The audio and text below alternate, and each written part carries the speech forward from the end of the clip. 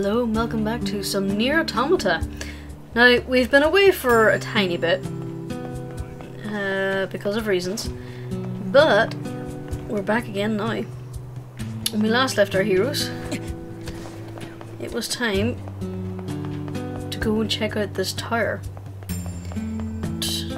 Poor little 2B, he's losing his goddamn mind. Not 2B, 9S. Eventually I will learn. I've played this entire goddamn game, but eventually I will learn. I would like to ride the moose, please. There. So, let's head towards this tower. So, we've... I'll try and think of the words before I speak, and then I'll say them. Last time, we unlocked the 3 resource towers. And I forgot that organic life forms can't fall great distances. I'm sorry, Moosey. Okay. Just give me a sec to quickly remember the options. There we go. Okay. So what's this?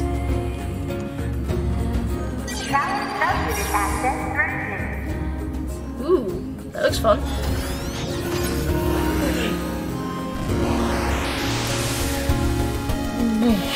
Alright. Over there, I completely forgot what the controls were, but okay.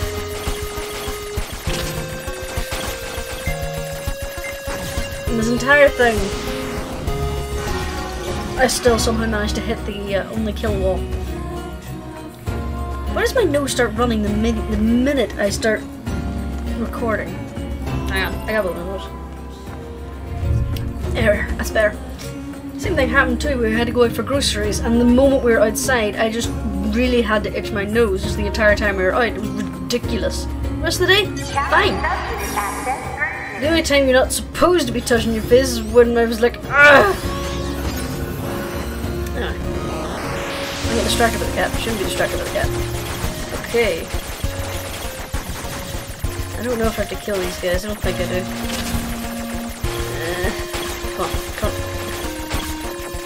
Nah, I don't.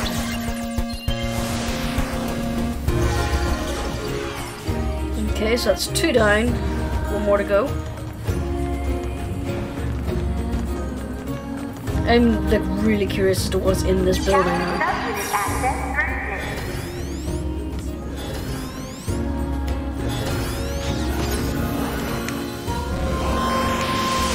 Okay. This is mildly different.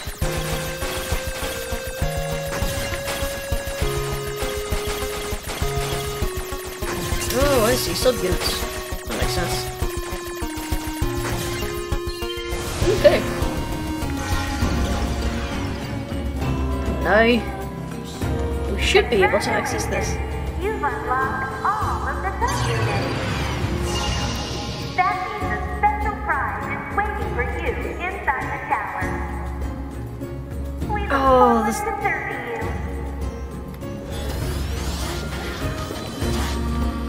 This enemy caution level rising. Oh no. Cause is most likely concern over Unit 9S gaining access to tower. Nope. Out of my way! I am getting out of there.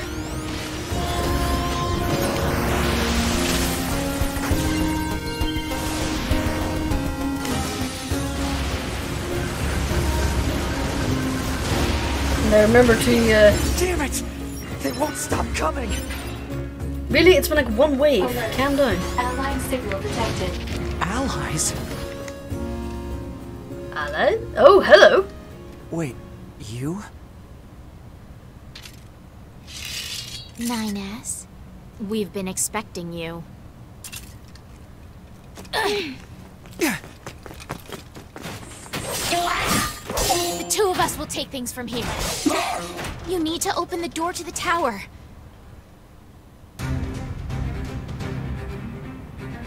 Okay. Devila? Albala? What are you doing here? Remember your problem. Yeah, we'll find out in a moment.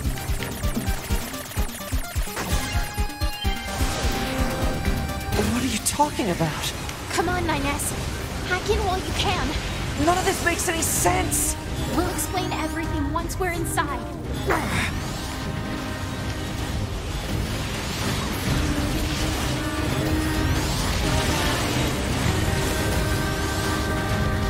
Can I hold it and do this?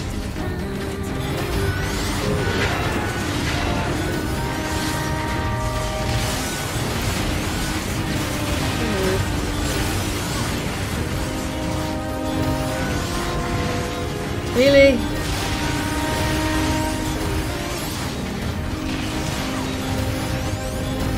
There's no need for it to be this long. We've got this, 9S. You just focus on hacking. I can't help but note, but every time I add a little incrementation to the hack, the camera is very slowly zooming out, just so I can see how much chaos these two are. Oh my god, they're cutting these guys like paper.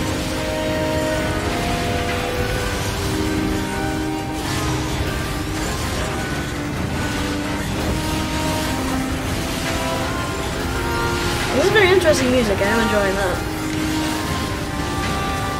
Like, wow. Oh! I hit a little bit of flailing. And I'm just gonna sit here and hammer away and have a little drink. You need to hack the tower lock open. Working on it. It's taking its time though.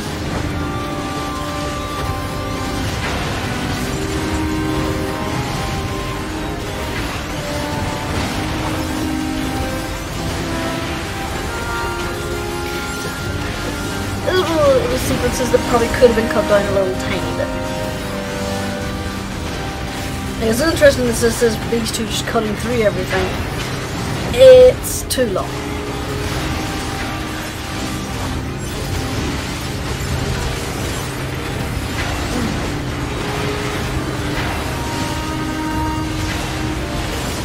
It's just you hammering away for far too long.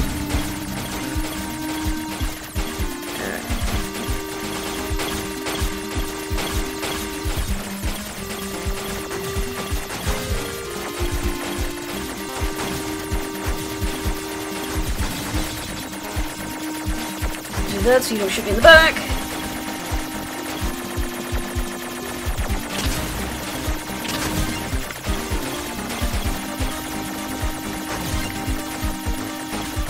Okay. Ah! Oh hey, it's one of those ones that you can't fail. Interesting. Whee!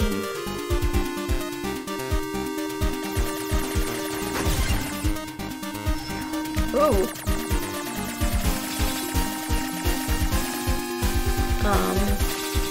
What's this barrier? Analysis.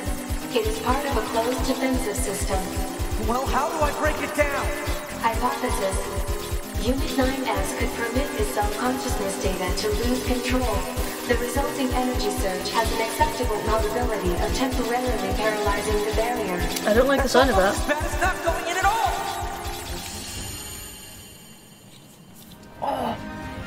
No, itchy. What happened? It's the barrier. No, don't! You can't do anything!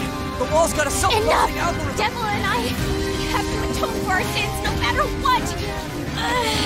But if you do that, your circuits will... Devil! Right.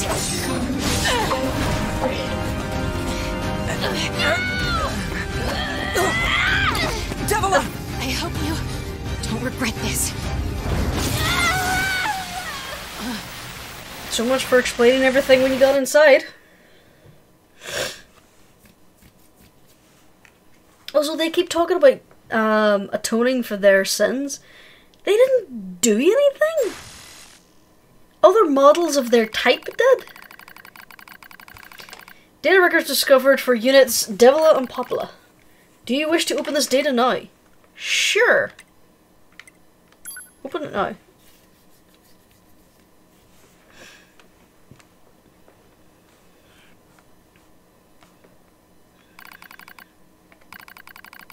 A dusty wind kisses my cheeks. Buried in the sand, we press forward one step at a time. We have nowhere else to go after all, because our models, the Devil and Popula models, are defective.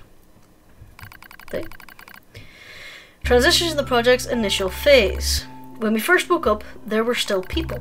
They had flesh, egos, emotions, souls, and they issued us a single order.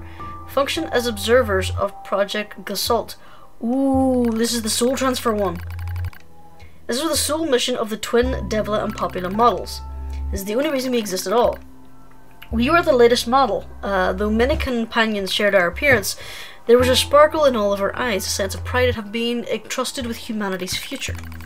And yes, there was an anxiety as well. But we existed as a pair. We shared Destiny's burden as a pair, and because of that, all hesitation was swept away. Each pair was given their own cities as observation areas. We were ordered to guide the replicants with our own hands, and for the sake of the promised time that would one day arrive. We were the only ones who could handle such a duty. We were the observers, after all. Ooh. Ah, watch out! Devla staggers and falls in the soft yet unforgiving sand. I hurry to her side and sigh with relief when I find she's not seriously hurt. Are you alright? I'm sorry, sis. I guess I spaced out for a bit. Spaced? The smile's the same weary smile that I know so well. She rubs absently at her leg. It is wrapped in a white bandage. Your bandage is coming undone. Here, let me change it. It's alright, Popula. Come on. We have to go before we lose the light. We won't be going anywhere if sand gets into that thing. Now quit whining, hold still. I'll check. I'll be quick. Devla grunts and turns away. I take it as consent. Soon we are... you have to be really sure when it comes to consent. Soon we are resting in the shade of a nearby rock as I pull the bandage free. Artificial skin, torn and bloodied, peeks out from beneath the bandage. Judging by Devla's current lack of ambulatory control, I imagine the circuitry beneath has been damaged as well.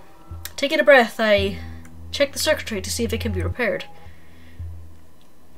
Sure. As expected, the wiring in the nerve circuitry has been damaged. Replacing it will require new connectors as well as some tools. None of which is as easy to find in the desert. I'm sorry about this, sis, mutters Devla. That wary smile again. It kills me every time. Don't you dare apologize, I respond. You've done nothing wrong. I calmly change the bandage, trying not to let my worry show. I make it as tight as possible so no sand can slip inside. That's all I can do until I get the proper materials. But that's going to be a tall order, considering our current condition. I'm sorry, sister. It's okay.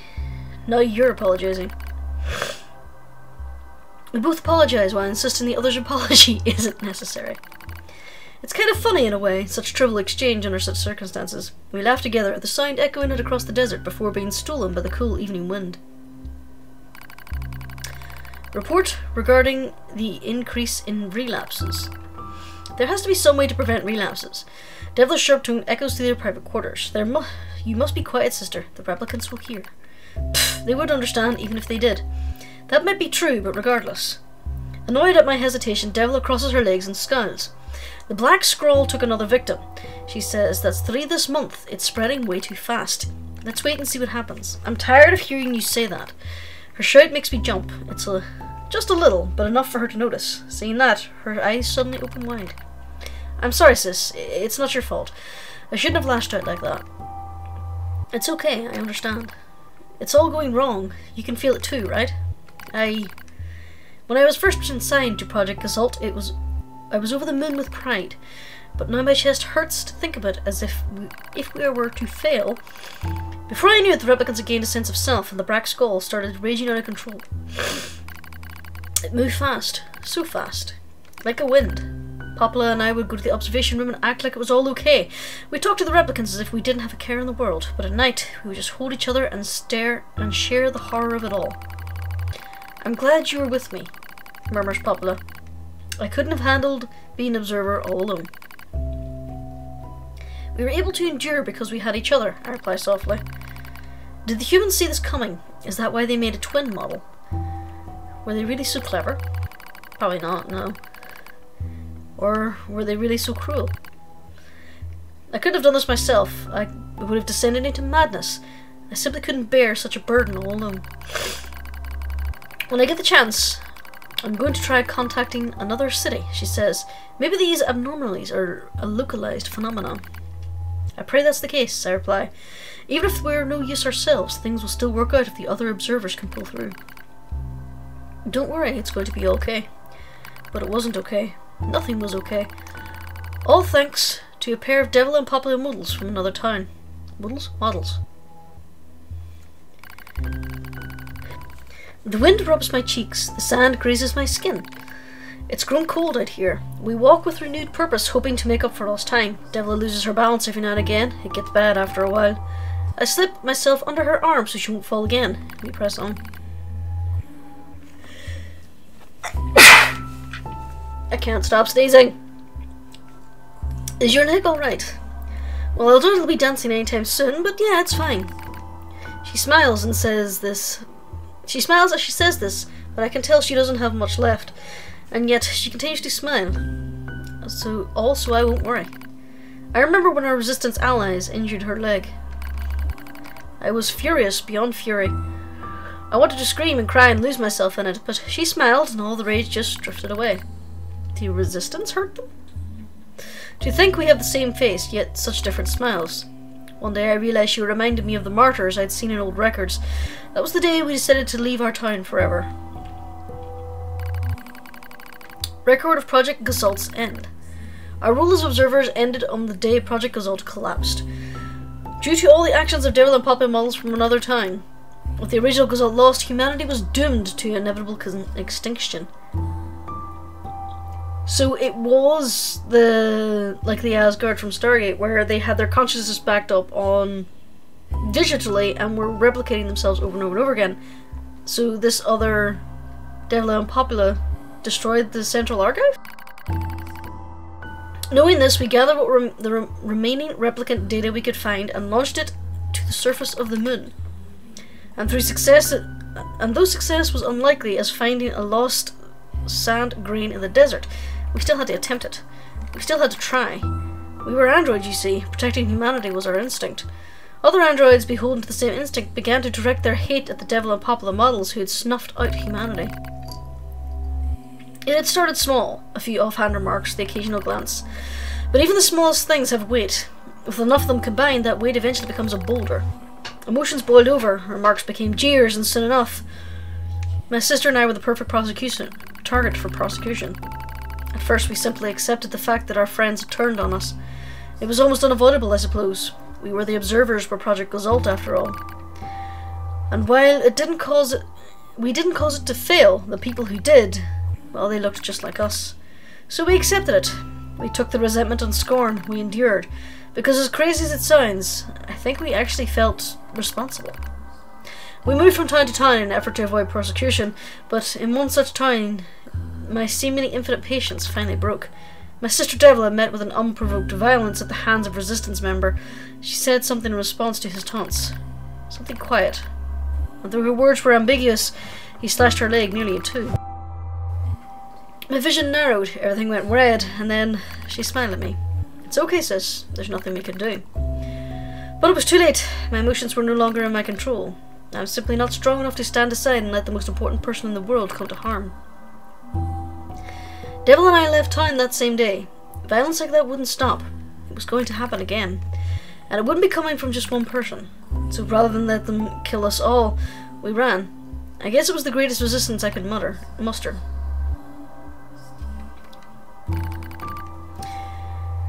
We lose the sun as dark clouds gather overhead. We continue our march. A cold wind blasts us, stealing what little body heat we have left. I'm convinced now that they are biomechanical androids. They have to be. Cold wind blasts us, stealing what little body heat we have left. I smell rain in the air. We continue our march. Sometimes we hear animals howling in the distance. Makes us flinch every time.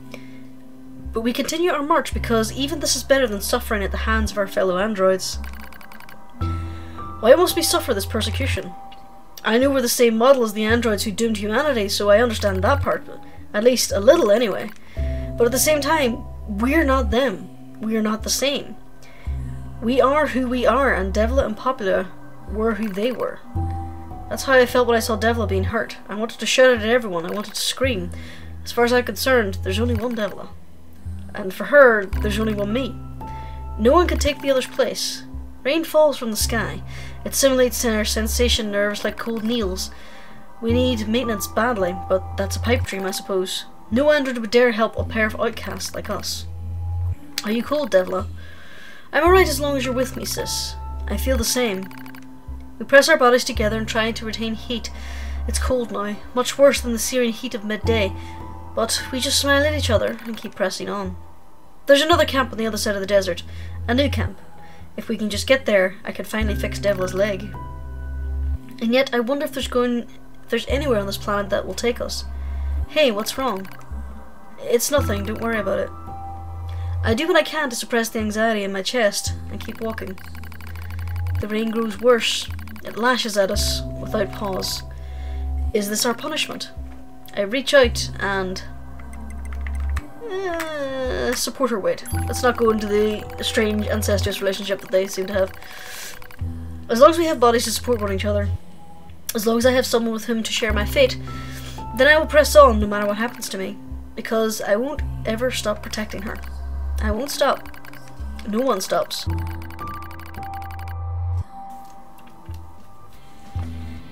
For that is fate. We twin androids have been assigned.